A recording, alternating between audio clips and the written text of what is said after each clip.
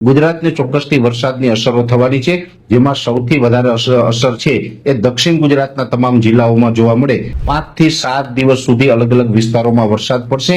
સૌરાષ્ટ્રમાં પણ અનેક જગ્યાએ 1 થી લઈને 2 ઇંચ અને અમુક વિસ્તારની અંદર 2 ઇંચ કરતા પણ વધારે વરસાદ પડી શકે. વાવાઝોડાનો ખતરો ટળ્યો છે, પણ હજુ પણ વરસાદો પડવાના છે અને એ વરસાદોની અંદર ગાજવીજનું પ્રમાણ પણ જોવા મળી શકે છે.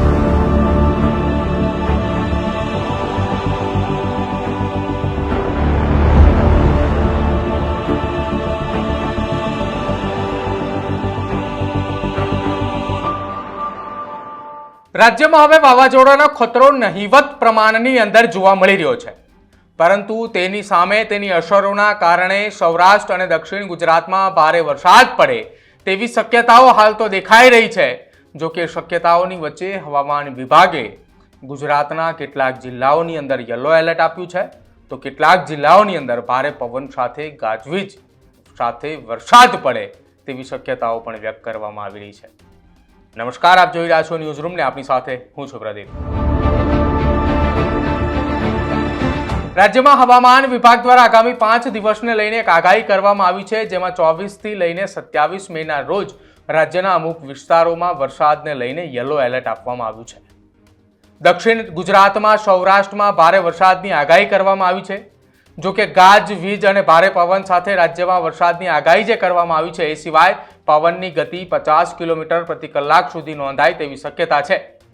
27 મે સુધી રાજ્યમાં સાર્વત્રિક વરસાદની આગાહી કરાઈ છે, જ્યારે બીજી તરફ અરબી સમુદ્રમાં અત્યારે વોલમાર્ક લો પ્રેશર સક્રિય થવાથી આ સ્થિતિ સર્જાઈ છે. જો કે આગામી 24 કલાકમાં આ સિસ્ટમ ડિપ્રેશનમાં પરિવર્તિત થશે તેવી શક્યતાઓ હવામાન વિભાગ અને સાથે જ હવામાન નિષ્ણાંતો દ્વારા વ્યક્ત કરવામાં આવી રહી છે.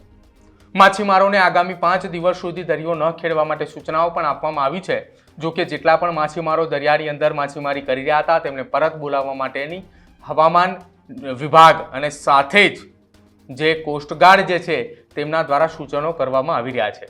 બીજી તરફ હવામાન નિષ્ણાંત પરેશ ગોસ્વામીએ કરેલી આગાહી મુજબ 24 મેના રોજ આ સિસ્ટમ કે જે અરબ સાગરની અંદર એક સક્રિય થઈ હતી એ લો પ્રેશરમાંથી મજબૂત થઈને ડિપ્રેશનમાં ફેરવાય તેવી શક્યતાઓ છે.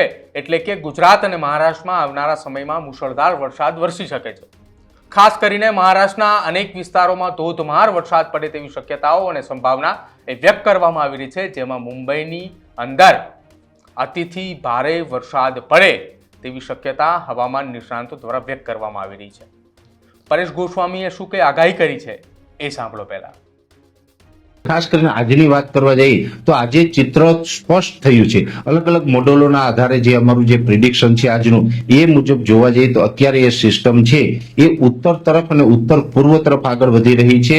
આજે સાંજે 4 વાગ્યા સુધીનું જે લેટેસ્ટ જેનું લોકેશન ટ્રેસ થયું છે એ મુજબ એ સિસ્ટમ છે એ મુંબઈથી થોડીક દક્ષિણ તરફ છે. એટલે હવે લગભગ આવનારા 12 થી 24 કલાકની અંદર મુંબઈ સુધી પહોંચે તેવી શક્યતાઓ છે ને એ સિસ્ટમ છે એ અત્યારે ધીમે ધીમે મજબૂત થઈ રહી છે. જોકે એ સિસ્ટમ સૌપ્રથમ જે સાયક્લોનિક સર્ક્યુલેશન હતી, ત્યારબાદ 21 તારીખે મજબૂત થઈને લો પ્રેશર બની અને આજે એ સિસ્ટમ છે એ વેલમાર્ક લો પ્રેશર બની ચૂકી છે.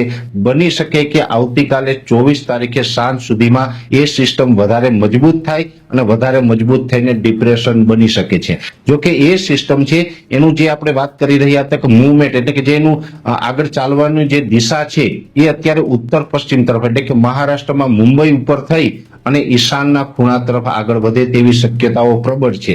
એટલે એટલું કહી શકાય કે આ સિસ્ટમ છે હવે દરિયા તરફ નથી જવાની એવું અલગ અલગ મોડેલો બતાવી રહી છે. દરિયા તરફ નથી જવાની એટલે વાવાઝોડાનો ખતરો પણ આપણે હવે ટળી ગયો છે એવું માની શકાય. હવે અત્યારે આજનું જે અમારું પ્રિડિક્શન છે ત્યાં સુધી ચોક્કસ એટલું માની શકાય કે 90% સુધી શક્યતા એવી છે કે હવે આ સિસ્ટમ વાવાઝોડું નહીં બને. અને આપણે ગઈકાલે પણ આ એક્સ્ટ્રા વિડીયોની અંદર જે વાત કરી હતી એની અંદર એ જ વસ્તુ જણાવી હતી કે 24 કલાકની અંદર ચિત્ર સ્પષ્ટ થઈ જશે કે સિસ્ટમ વાવાઝોડું બનશે કે નહીં. કેમ કે આ સિસ્ટમ છે એ દરિયાકાંઠાથી ખૂબ નજીક હતી. જો આ સિસ્ટમ છે દરિયામાં થોડીક વધારે અંદર હોત, ડીપ સીમાં હોત, તો એને પૂરો સ્પેસ મળે, એના આઉટર ક્લાઉડ છે એ પણ સંપૂર્ણ દરિયામાં રહે અને ત્યાં વાવાઝોડું બની ગયું હોત. ખાસ કરીને આવડી મજબૂત સિસ્ટમ જ્યારે બનતી હોય અને ડીપ સીમાં હોય ત્યારે અમે એડવાન્સમાં જ કહી દેતા હોય કે આ સિસ્ટમ છે એ વાવાઝોડું બનવાની છે.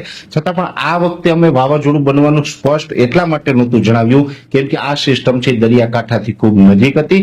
ખાસ કરીને દરિયાકાંઠાથી નજીક હોય એટલે આપણે એમાં મતાંતર કહી શકાય અથવા તો અસમંજસતા આપણે કહી શકતા હોય છે. મોડેલોમાં મતાંતર હતા, સાથે આ સિસ્ટમ છે વાવાઝોડું બનશે કે નહીં એમાં અસમંજસતા હતી. આવું આપણે ઘણા દિવસથી કહી રહ્યા હતા. આપણે આની ચોખવટ એટલા માટે નહોતા કરી રહ્યા કેમ કે જો આ સિસ્ટમ છે એ દરિયામાં અંદર જાય તો વાવાઝોડું બને અને ઉપરથી જાય તો ડિપ્રેશન બનીને પસાર થાય. એટલે હવે આ ડિપ્રેશન બની અને મુંબઈ ઉપર થઈને આગળ નીકળવાની છે, પણ એને હિસાબે પણ ગુજરાતને ચોક્કસથી વરસાદની અસરો થવાની છે, જેમાં સૌથી વધારે અસર છે એ દક્ષિણ ગુજરાતના તમામ જિલ્લાઓમાં જોવા મળે, એટલે કે સુરત, વલસાડ, વાપી, બારડોલી, બીલીમોરા, ડાંગ જેવા તમામ વિસ્તારો છે એ તમામ વિસ્તારોને વરસાદની અસર વધારે જોવા મળશે.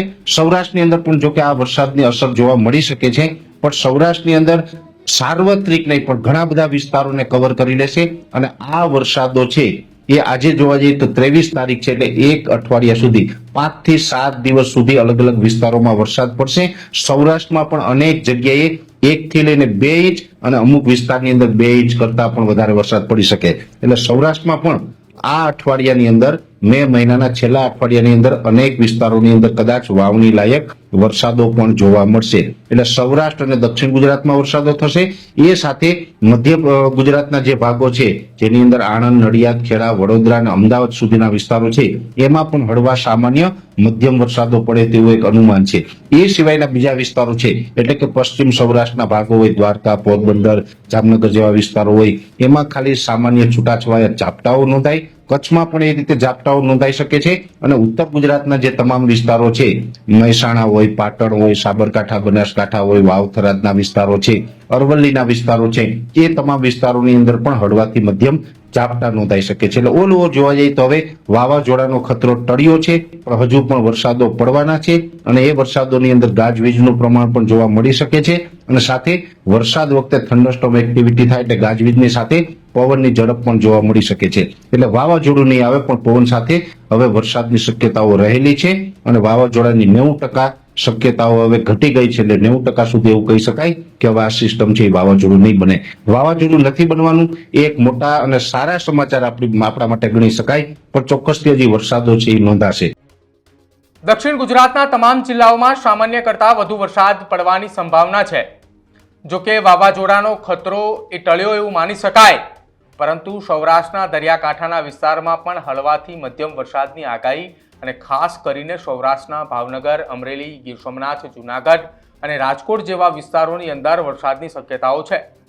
30 અને 31 મે સુધી ગાજવીજ અને ભારે પવન સાથે છૂટાછવાયા સ્થળો ઉપર વરસાદ વરસે એવી સંભાવનાઓ હાલ તો હવામાન વિભાગ દ્વારા પણ વ્યક્ત કરવામાં આવી રહી છે. હાલ પવન એ ઉત્તર પૂર્વ દિશા તરફ ફૂંકાઈ રહ્યો છે કે જેની 50 થી 60 કિલોમીટર પ્રતિ કલાકની ઝડપે પવન એ ફૂંકાઈ રહ્યો છે અને આગામી સમયમાં આ જ પવન ફૂંકાવાની જે ગતિ છે તેના કારણે સૌરાષ્ટ્ર અને દક્ષિણ ગુજરાતની અંદર અતિથી ભારે વરસાદ પડે તેવી શક્યતાઓ છે. જેવામાં હવામાન નિષ્ણાંત પરેશ ગોસ્વામીએ જે આગાહી કરી હતી કે મુંબઈની અંદર અતિથી ભારે વરસાદ પડવાની સંભાવનાઓ છે, તો જ્યારે મુંબઈ અને મહારાષ્ટ્રના એ દરિયા કિનારાવાળા વિસ્તારોની અંદર જે વરસાદ વરસે છે તેમાં દક્ષિણ ગુજરાતના કેટલાક જિલ્લાઓની અંદર પણ ભારે વરસાદ પડે તો નવાય નહીં. તમે દરિયાકાંઠાના વિસ્તારોની અંદર રહી રહ્યા છો અને ત્યાં કયા પ્રકારની પરિસ્થિતિ છે, કેવો પવન ફૂંકાઈ રહ્યો છે અને કેટલો વરસાદ પડી રહ્યો છે તે ખાસ અમારા કમેન્ટ સેક્શનની અંદર જરૂર જણાવજો. જોતા રહેજો ન્યૂઝરૂમ. નમસ્કાર.